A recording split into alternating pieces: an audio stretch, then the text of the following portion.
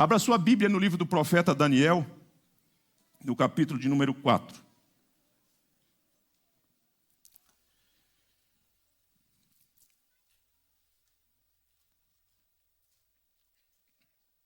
Esse capítulo 4 é uma literatura, uma narrativa histórica, e é uma delícia ler esse capítulo. É uma delícia. Ele empreende uma força, uma dinâmica, uma velocidade na leitura à medida que ele vai narrando os fatos, os acontecimentos. Mas, de repente, ele meio que dá uma pausa e começa a desenvolver a história, apresentar a história de modo mais pausado. Então, a leitura deste capítulo já é algo assim extraordinário. Eu convido você, então, com a sua Bíblia aberta, a me acompanhar. Em algum momento, num momento ou noutro, eu vou lhes pedir a que leiam a parte das Escrituras que está no capítulo 4 do livro de Daniel. Diz assim o texto: O rei Nabucodonosor, a todos os povos, nações e homens de todas as línguas que habitam em toda a terra, paz vos seja multiplicada. Pareceu-me bem fazer conhecidos os sinais e maravilhas que Deus, o Altíssimo, tem feito para comigo. Quão grandes são os seus sinais e quão poderosos as suas maravilhas. O seu reino é reino sempiterno e o seu domínio de geração em geração. É Nabucodonosor, antes de compartilhar a narrativa, o acontecimento que o levou a viver como animal, fazendo a introdução. A narrativa, o texto, saiu da boca do rei Nabucodonosor. É ele pegando a experiência, o resultado da experiência, da humilhação, e introduzindo o capítulo. E aí sim, quando chega então no versículo 4, ele vai então descortinar, colocar diante de nós o que aconteceu e que fez ele chegar essa conclusão, essa síntese que ele fez no versículo 1, 2 e 3. Eu, Nabucodonosor, estava tranquilo em minha casa e feliz no meu palácio. Tive um sonho que me espantou e, quando estava no meu leito, os pensamentos e as visões da minha cabeça me turbaram. Por isso, expedi um decreto pelo qual fossem trazidos à minha presença todos os sábios da Babilônia, para que me fizessem saber a interpretação do sonho. Então, entraram os magos, os encantadores, os caldeus, os feiticeiros, e lhes contei o sonho, mas não me fizeram saber a sua interpretação. A igreja, versículo 8 e 9.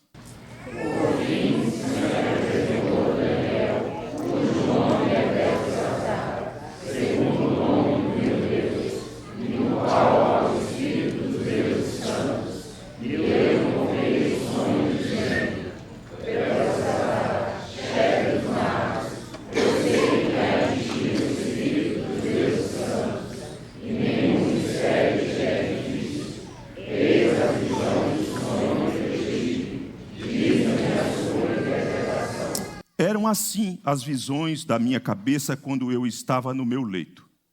Eu estava olhando e vi uma árvore no meio da terra, cuja altura era grande. Crescia a árvore e se formava e se tornava forte, de maneira que a sua altura chegava até o céu e era vista até os confins da terra. A sua folhagem era formosa e o seu fruto abundante. E havia nela sustento para todos. Debaixo dela, os animais do campo achavam-se sombra, e as aves do céu faziam morada nos seus ramos, e todos os seres viventes se mantinham dela. No meio do sonho, quando eu estava no meu leito, vi um vigilante, um santo, que descia do céu, clamando fortemente e dizendo: derribai a árvore, cortai-lhe os ramos, derriçai-lhes as folhas, espalhai o seu fruto, afugentem-se os animais de debaixo dela e as aves dos seus ramos. Mas a cepa com as suas raízes deixai na terra, atada com cadeias de ferro e de bronze, na erva do campo. seja ela molhada do orvalho do céu, e a sua porção seja com os animais e a erva da terra. Mude-se-lhe o coração para que não seja mais coração de homem, e lhe seja dado coração de animal, e passem sobre ela 7 tempos. Esta sentença é por decreto dos vigilantes, e esta ordem por mandato dos santos, a fim de que conheçam os viventes que o Altíssimo tem domínio sobre o reino dos homens, e o dá a quem quer, e até ao mais humilde dos homens constitui sobre eles. Isto vi eu, rei Nabucodonosor, em sonhos. A igreja prossegue a leitura, por favor.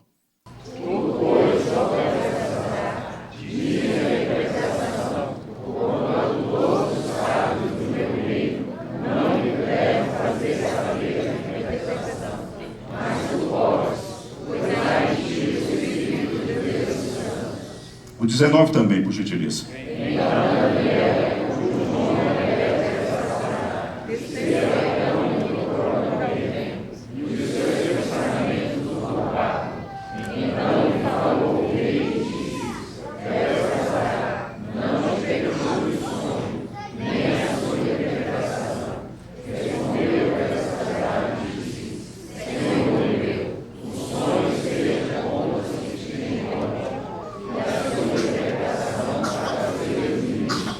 A árvore que viste e cresceu e se tornou forte, cuja altura chegou até o céu, e que foi vista por toda a terra, cuja folhagem era formosa e o seu fruto abundante, em quem para todos havia sustento, debaixo da qual os animais do campo achavam sombra, e em cujos ramos as aves do céu faziam morada, és tu, ó rei,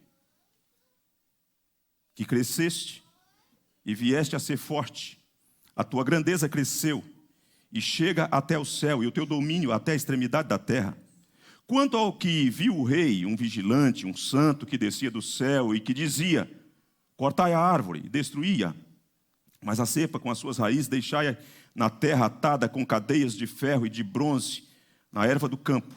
Seja ela molhada do orvalho do céu, e a sua porção seja com os animais do campo, até que passem sobre ela 7 tempos. Esta é a interpretação, ó rei, e este é o decreto do Altíssimo, que virá contra o rei meu senhor. Serás expulso de entre os homens, e a tua morada será com os animais do campo, e dar-te-ão a comer ervas como aos bois, e serás molhado do orvalho do céu. E passar-se-ão 7 tempos por cima de ti, até que conheças que o Altíssimo tem domínio sobre o reino dos homens, e o dá a quem quer. Quanto ao que foi dito, que se deixasse a cepa da árvore com as suas raízes, e o teu reino tornará a ser teu, depois que tiveres conhecido que o céu domina. Quem domina não é a terra, é o céu que domina. Portanto, ó rei, aceita o meu conselho e põe termo pela justiça em teus pecados e em tuas iniquidades, usando de misericórdia para com os pobres, e talvez se prolongue a tua tranquilidade.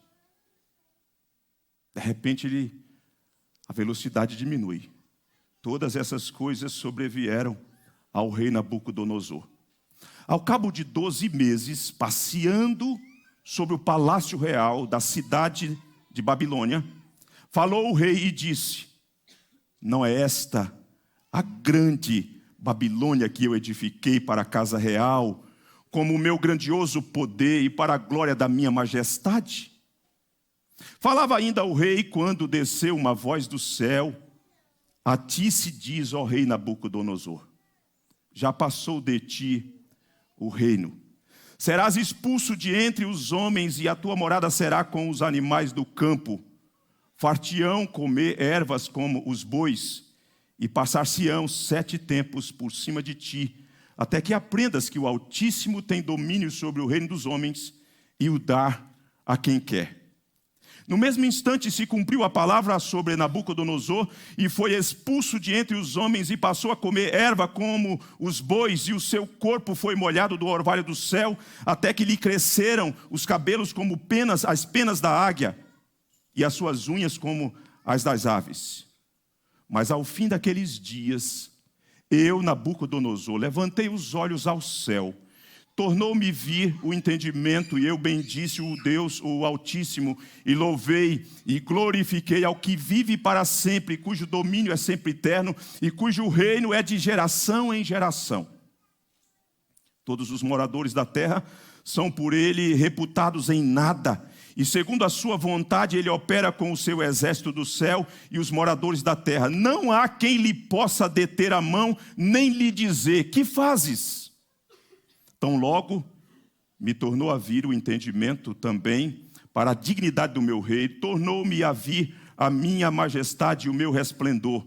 Buscaram-me os meus conselheiros e os meus grandes, fui restabelecido no meu reino, e a mim se me ajuntou extraordinária grandeza. Agora, pois, eu, Nabucodonosor, louvo, exalço e glorifico ao Rei do céu, porque todas as suas obras são verdadeiras e os seus caminhos justos, e pode humilhar aos que andam na soberba. Louvado seja o Senhor nosso Deus. O cristão como representante do reino. Nosso tema esse ano é a missão da igreja. O cristão como representante do reino. Você já teve sonho que você depois de algum tempo não conseguiu dormir, acordou e aquilo parecia tão real e você não conseguiu dormir? Já teve sonho assim? Alguém aqui já teve esse tipo de sonho? Eu tive muitos sonhos, de vez em quando ainda tenho, né? Sonhos. No início da minha conversão, quando o Senhor Jesus me alcançou, eu tinha algumas batalhas espirituais e elas se travavam em sonhos, além do dia a dia. De quando em quando era como se eu tivesse a sensação que o diabo estava prestes a me sufocar. Era uma luta terrível. Eu acordava, eu e Patrícia, nós acordávamos simultaneamente e a gente estava experimentando a mesma coisa. Então era uma batalha espiritual, a gente não tem dúvida, né? E nós vencíamos porque no meio do sonho nós orávamos, né? Em nome do Senhor Jesus, está repreendido. E aí a gente acordava e já não tinha mais aquela opressão. Não era possessão. Crente não fica possesso. Era opressão maligna, aquela coisa que... E a gente depois, para dormir, não tinha jeito. Não dava para dormir. O rei Nabucodonosor teve um sonho. Ele viu uma árvore frondosa, bonita, né, com folhagens, que cresceu para cima, que abriu para os lados.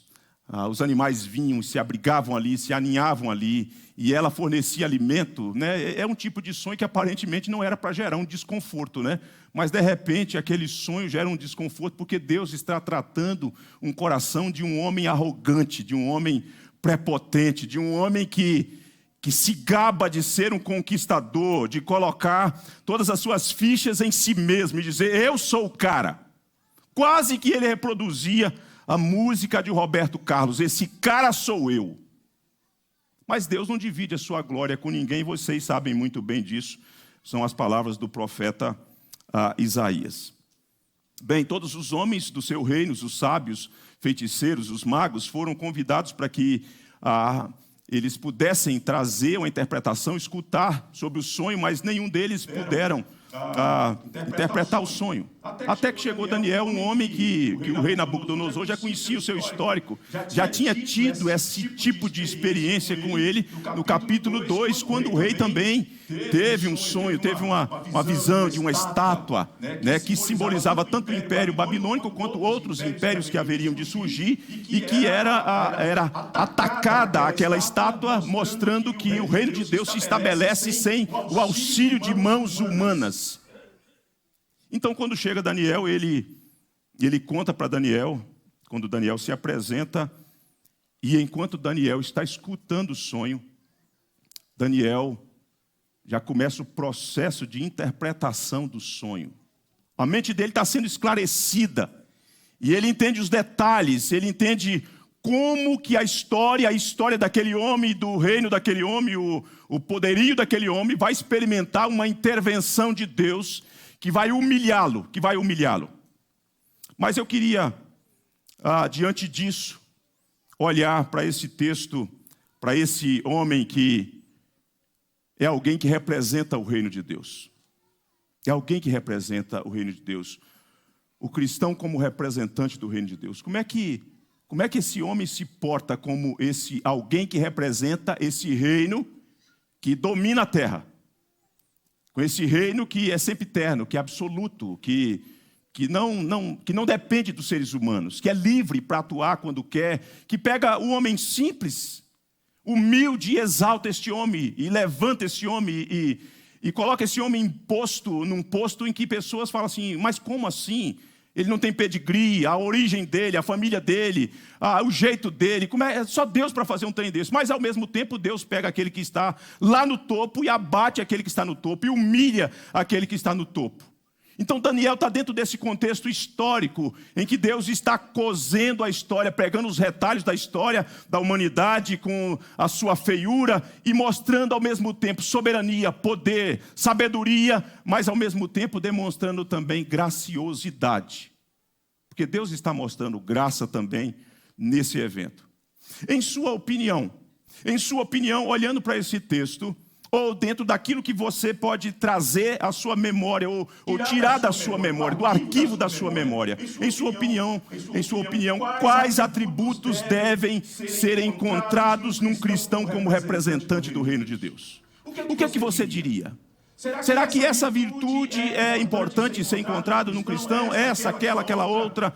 Como que é isso? Como que isso pode nos ajudar a entender e a nos levar a um posicionamento na sociedade contemporânea? O que a gente pode aprender com esse estudo de caso no que diz respeito a Daniel, para nossa reflexão sobre o nosso tema, o cristão como representante do reino de Deus?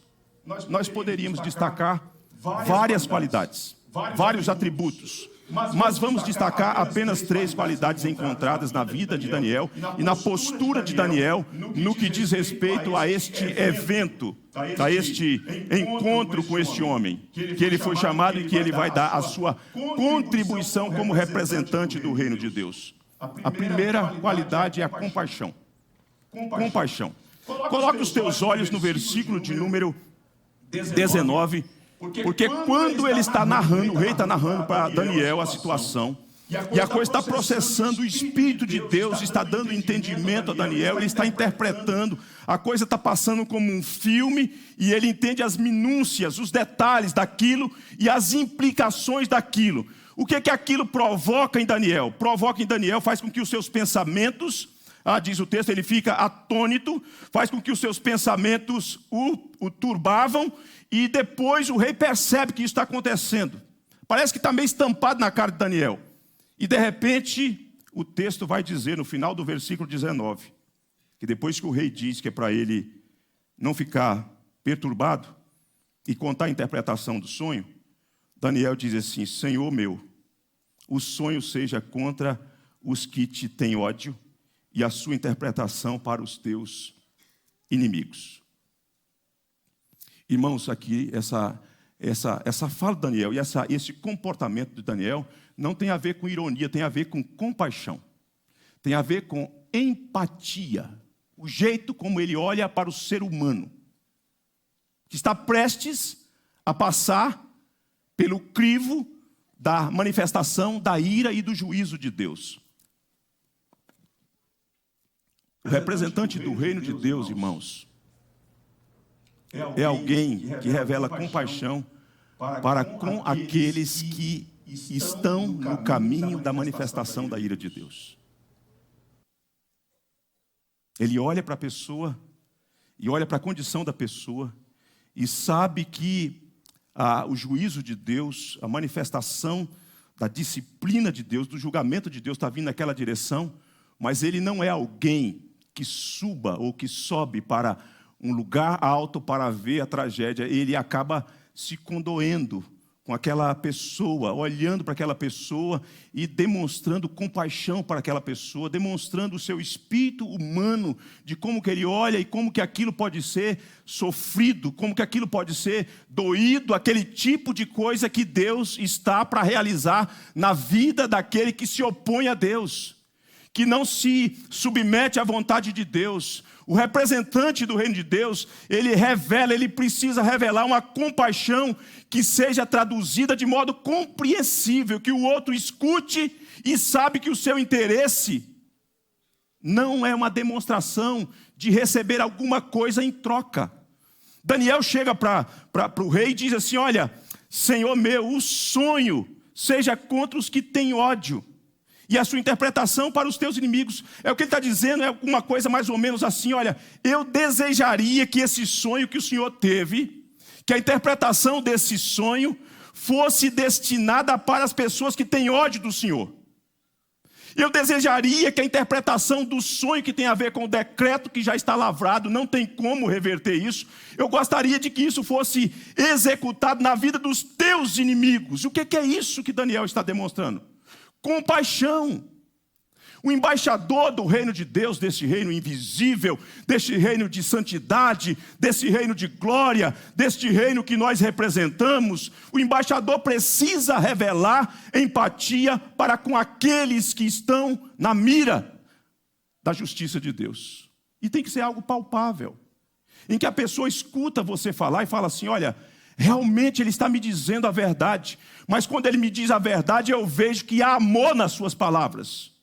Eu vejo que há interesse na minha vida. Ele não apenas fala de modo rude, de modo grosseiro, porque quer ver a minha tragédia. Não, ele se importa comigo. O mensageiro do reino de Deus é alguém que tanto se importa com a justiça de Deus, com a santidade de Deus, mas também com a restauração de seres humanos. Que quer ver seres humanos restaurados, meus irmãos. É uma compaixão demonstrada pelas palavras amáveis, pelo jeito como ele se porta, pela sua postura. Agora veja só, para quem esse homem está demonstrando compaixão e empatia? Quem era o homem que foi alvo da empatia do profeta Daniel? O que esse homem havia praticado contra o profeta, bem como para com o seu povo? Quem é esse homem? Esse homem foi um carrasco. Esse homem arrastou Daniel na sua juventude, na sua adolescência, o tirou do convívio com seus amigos, do convívio com a sua família, destruiu a sua cidade, destruiu o templo, saqueou os objetos do templo, matou pessoas e tirou Daniel da sua pátria e o cerceou de viver na presença de Deus lá na sua terra. Este homem, Daniel tinha tudo para odiá-lo, humanamente falando, mas ele não age assim. Ele não age assim.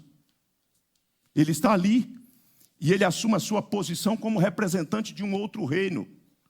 Porque ser representante de um outro reino não pode fazer com que as minhas atitudes sejam igualadas com alguém que vive sob o domínio de um outro reino. Nós não podemos nos assemelhar com aqueles que vivem sob o domínio do reino das trevas. Nós somos do reino da luz. Isso por si só já mostra que há uma contradição, uma ruptura. Nós não podemos agir e pagar com a mesma moeda, e rir, e desejar que aqueles que tripudiam do povo de Deus, que zombam do povo de Deus, que desdenham dos valores do reino de Deus, seja foco da nossa ira, da nossa raiva. Daniel tem uma postura de um representante do reino de Deus com a outra índole, com outro caráter, com a outra perspectiva, com outro jeito de olhar para aquela situação e se condoer com aquela situação pela qual o rei haveria de ser submetido. Talvez você pense que nós temos aqui um caso que é ilusório. Talvez você pense assim: pastor, isso aí é alguma coisa utópica, irreal. Não dá para ser servo de Deus e ao mesmo tempo conviver com pessoas que agem contra mim com hostilidade, que se posicionam contra mim, contra as minhas crenças, os meus valores, contra aquilo que eu defendo, e de repente não dá para eu demonstrar compaixão. Quem sabe você chega à conclusão de dizer: isso é impraticável esse tipo de coisa. Eu não tenho essa disposição. Mas eu quero lhe dizer que o exemplo maior de encarnação de compaixão não é nem mesmo Daniel. Daniel foi só uma apresentação de um vestígio, de alguns fragmentos de compaixão que já nos ajuda a entender como que deve ser o nosso posicionamento. Mas eu quero falar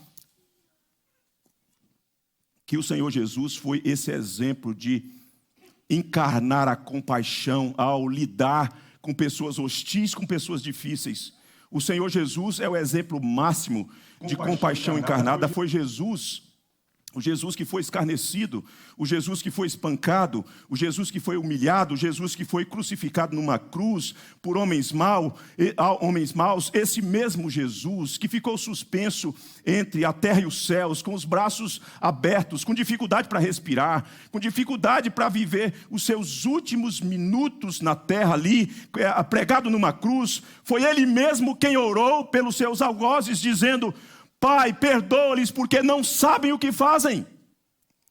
Se você acha que é impressionante o exemplo de Daniel, o exemplo de Jesus é o maior exemplo para que eu e você tenhamos condição de olhar para as pessoas na sociedade. Aquelas pessoas que nós classificamos como sendo pessoas más, pessoas terríveis, pessoas difíceis de conviver com elas, para você se compadecer dessas pessoas que estão na mira da ira de Deus, do justo juízo de Deus. Mas se você olha para o Senhor Jesus e você fala assim: mas o Senhor Jesus, tenha paciência, pastor, o Senhor Jesus era o Filho de Deus. Nós temos o diácono Estevão, que foi um imitador do Senhor Jesus, aquele homem ungido, pregador do Evangelho, que os homens olhavam na sua face e via o brilho, a luz de Deus. Quando apedrejado por homens maus, por conta da pregação do Evangelho, Estevão, ajoelhando-se, clamou em alta voz, dizendo: Senhor, não lhes imputes este pecado. E com essas palavras adormeceu. Meus irmãos, nós somos uma igreja contemporânea belicosa. Nós somos uma igreja belicosa. Nós temos um discurso da graça de Deus, daquilo que Deus fez em Jesus, maravilhoso, do amor de Deus, do Deus que salva, mas nós não conciliamos pregação com compaixão. As pessoas não veem isso em nós. As pessoas não conseguem perceber que a nossa pregação também, ao mesmo tempo que é um alerta, que é uma notificação, nós somos aqueles que vão até as pessoas para notificar as pessoas do perigo grande e grave no qual elas se encontram. E elas não conseguem ver compaixão nos nossos lábios, nas nossas ações, nas nossas posturas. Há uma incoerência gritante, meus irmãos. Há uma incoerência gritante. Mas o representante do reino de Deus tem como virtude, porque recebeu do Senhor Jesus essa virtude, a compaixão, a capacidade de ter empatia pelo outro. Como é que você olha para aqueles que pensam diferente de você na sociedade contemporânea? Aqueles que creem diferente do que você crê, aqueles que defendem as coisas diferente daquilo que você defende, aqueles que vão e fazem apologia sistematizada, organizada, com argumentos, apresentando evidências, tentando manipular as pessoas.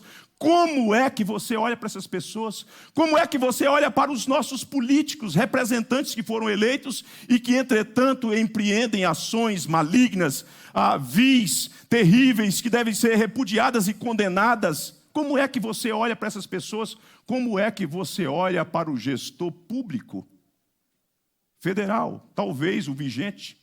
Talvez o que se passou, porque na igreja tem isso, Talvez há no meio da congregação alguns que olham para esse e tem um tipo de comportamento, mas alguns olham para aquele outro e tem outro tipo de comportamento. Como é que é o nosso espírito para olhar para essas pessoas?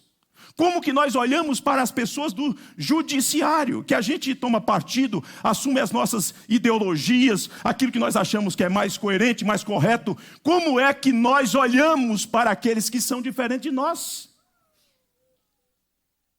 Existe, será, espaço para demonstração de compaixão no nosso coração?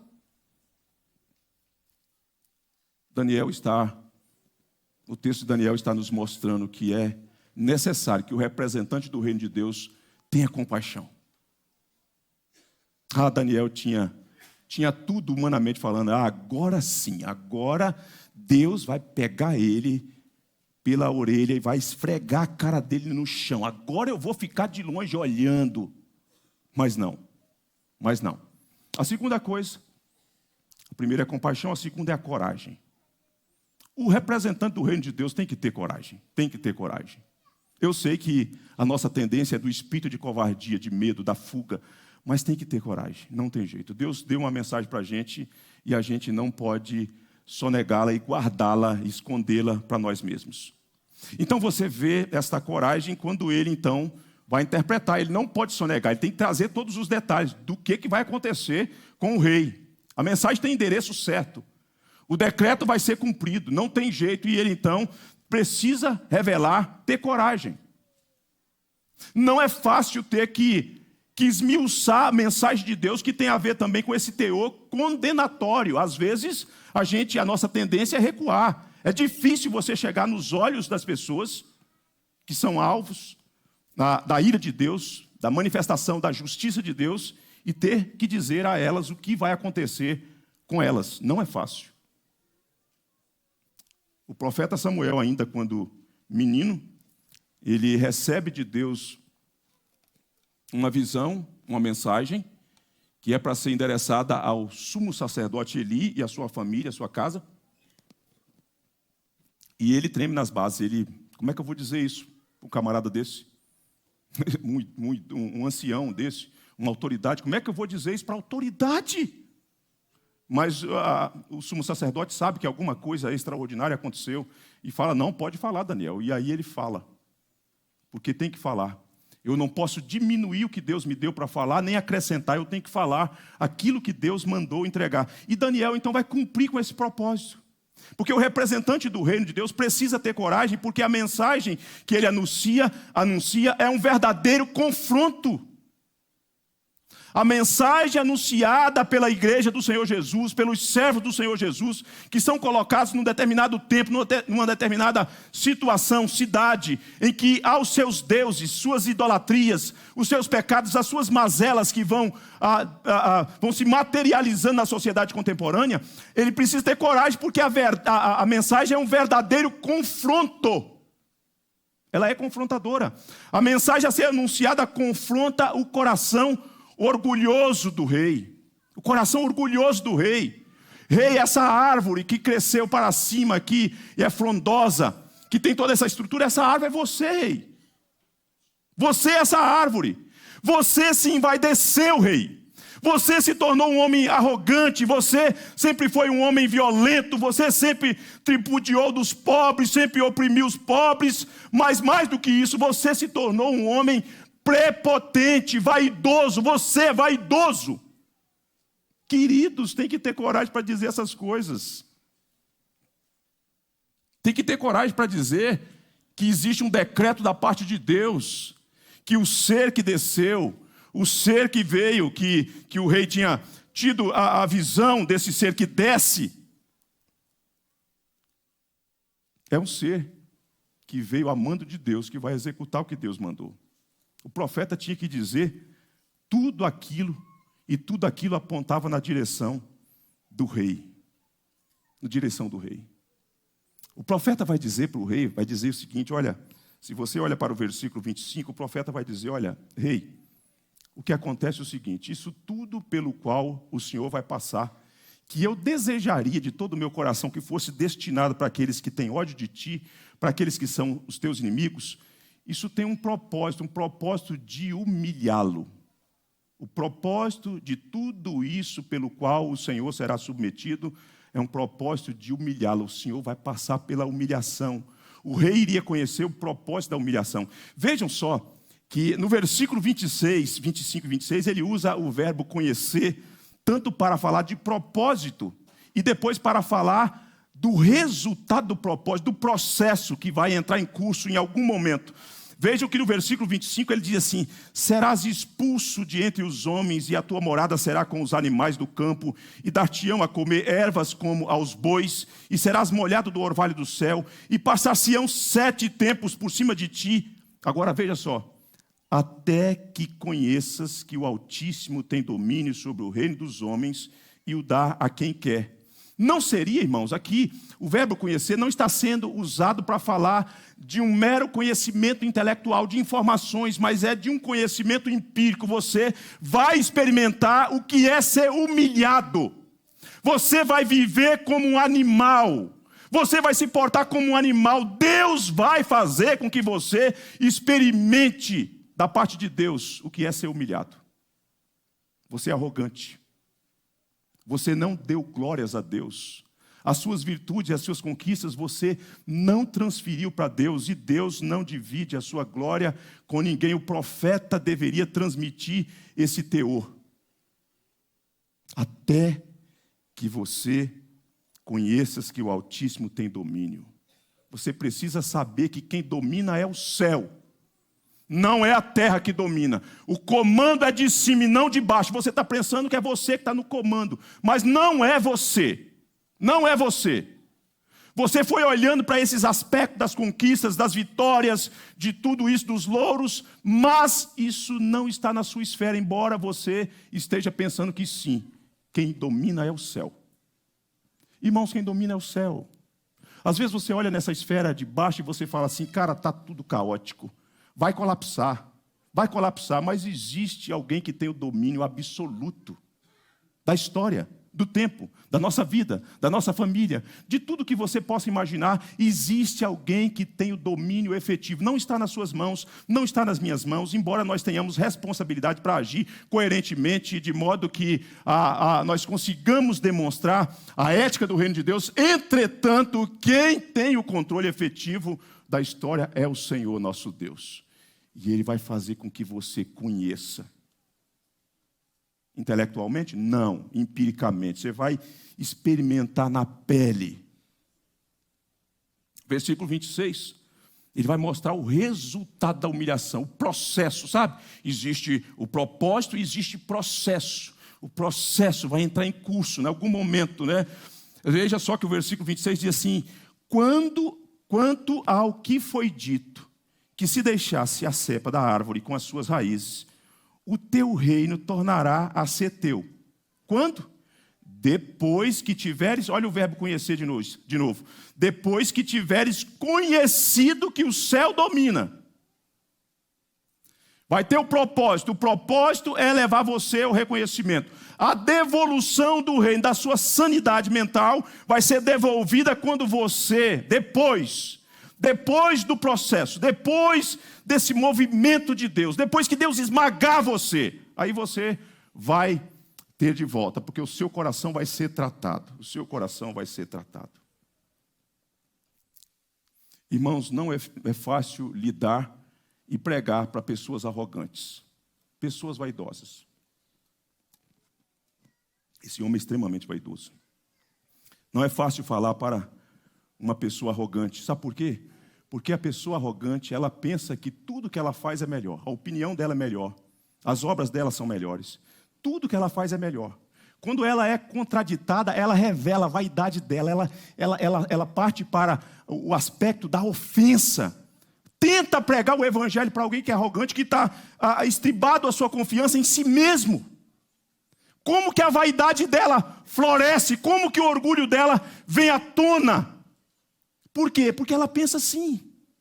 Ela não consegue ver, ela não consegue se humilhar, ela não consegue ser contraditada, ela não consegue avaliar dentro do todo do aspecto do diálogo, da conversa. Ela sempre revela a sua arrogância, a sua prepotência e a sua vaidade. Não é fácil, mas Daniel está dizendo, você vai ser humilhado, Deus vai triturar você. E para dizer isso tem que ter coragem. Tem que ter coragem. E sabe qual é? De onde vem a nossa coragem? Daquele mesmo que é o exemplo da compaixão máxima, o Senhor Jesus. A nossa coragem vem do fato de que nós desfrutamos do ofício profético do Senhor Jesus. Quando você crê, quando você nasce de novo, quando você é unido ao Senhor Jesus, o Senhor Jesus compartilha com você os seus ofícios. Quais sejam? O ofício de profeta, de sacerdote e rei. Então a nossa coragem para dizer não está em nós mesmos, está no fato de que eu fui chamado para exercer também o profetismo, para dizer o que tem que ser dito para as pessoas. Como é que a gente faz isso na sociedade contemporânea? O que são os traços gerais de uma sociedade arrogante? Um dos traços é a autonomia. A autonomia que é buscada pelas pessoas sem Deus construindo as suas próprias histórias, desejando se apegar nisso, naquilo, aquilo outro, é uma declaração do orgulho do coração. Então veja só, que a gente tem que dizer essa verdade não apenas para alguém que é poderoso do ponto de vista de status, de posição, de autoridade. É para essas pessoas também, se estiver no nosso radar e nós tivermos condição de acessá-las. Nós precisamos dizê-las, que elas precisam se humilhar diante de Deus. Mas a gente tem que dizer isso para as pessoas que estão à nossa volta, que estão em busca de autonomia, que estão querendo viver cada vez mais alienadas de Deus, que não querem ingerência de Deus, que não querem se curvar diante do senhorio do Senhor Jesus. Essas pessoas também têm que ser notificadas de que elas têm um coração orgulhoso e que elas precisam se curvar diante do Senhor Jesus em humildade, tanto quanto poderoso, porque orgulho é um negócio de coração de gente. Quantos me entendem? Glória a Deus. Terceiro lugar. A primeira é a compaixão, a segunda é a coragem. A terceira é a compreensão. Eu botei um C aqui, eu podia ter colocado direção, mas a compreensão para rimar. C, 1, 2, 3 e 3. Compreensão. Vejam só o versículo de número 27. Ele termina o que ele tem que terminar. Ele entrega a mensagem que ele tem que entregar. Mas quando ele termina, ele tem conclusão. Ele não deixa bom, rei, então é isso aí. Interpretei, ok, tá certo? Então, fica aguardando aí agora o tempo em que o Senhor vai experimentar essa manifestação de Deus. Olha o versículo 27. Portanto, ó rei, aceita o meu conselho e põe termo pela justiça em teus pecados e em tuas iniquidades, usando de misericórdia para com os pobres, e talvez se prolongue a tua tranquilidade. Olha o versículo de número 29. O 27 é Daniel, que tem a compreensão de quem é Deus, de quem é o homem, e da nocividade do pecado do homem. Mas olha o versículo 29. Ao cabo de 12 meses, 12 meses Deus exerceu a paciência para com esse homem. 1 ano, irmãos. Irmãs, 1 ano é muito tempo. É muito tempo de oportunidades que Deus nos dá para reparar, reavaliar a nossa vida. É muito tempo. Às vezes eu e você, nós abusamos da paciência de Deus. 12 meses. Mas voltando aqui à compreensão, o representante do reino, ele não pode concluir os temas teológicos profundos sem apresentar uma solução ao ouvinte, ao pecador que está sendo alvo da mensagem. Ele não pode terminar a mensagem. Bom, então é isso. Doutrinariamente é aquilo, a justiça de Deus, e isso, e aquilo outro, e no fim das contas é isso aí. Não. O representante do reino de Deus é um apontador de direções, é um apontador de soluções. O representante do reino, ele precisa apontar que existe um caminho para ser seguido. Ele alerta, ele notifica, mas ele diz, olha, existe um caminho para ser trilhado. E eu quero repartir com você isso. O representante do reino, ele precisa fornecer uma direção sobre o que fazer, o que o pecador precisa fazer, o que é necessário fazer, o que é oportuno fazer mediante aquela situação.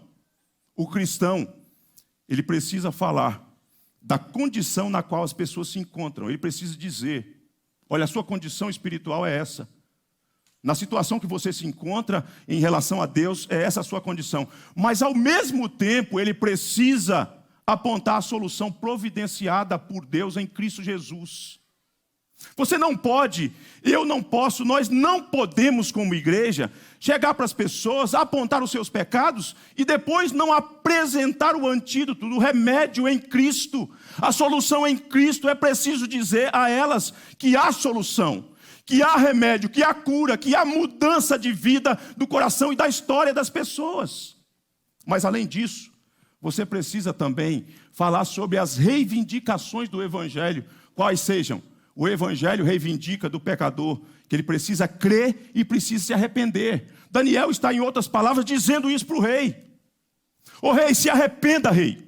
Se humilhe, talvez, rei, você possa viver mais prolongadamente em tranquilidade.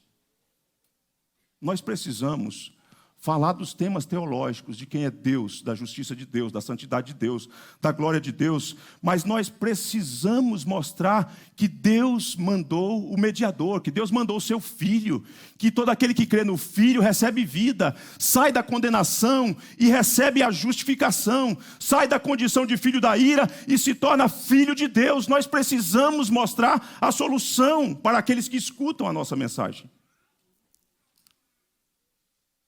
Porque o representante do reino de Deus, ele age assim. Por que ele age assim? Com compaixão?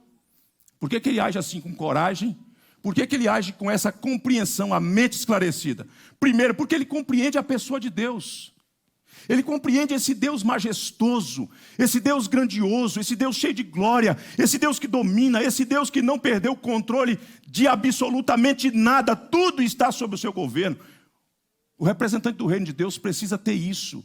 E a partir disso ele exerce compaixão, ele tem coragem para dizer, porque ele não tem medo, porque ele sabe que a vida dele é do Senhor. E ao mesmo tempo ele diz o que tem que ser dito. E ele compreende essas coisas. Segundo, porque ele compreende o valor humano. A vida humana tem valor, irmãos. Nós precisamos entender, dentro da nossa teologia, que o ser humano é um miserável pecador. E nós temos que dizer isso na nossa geração.